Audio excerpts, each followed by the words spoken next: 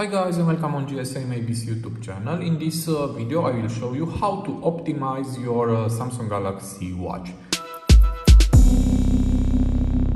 So here is my Galaxy Watch 6 and to optimize this watch it is very easy. You need to clean the memory.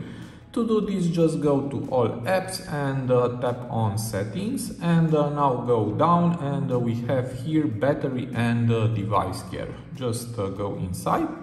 Now go down again and we have here memory.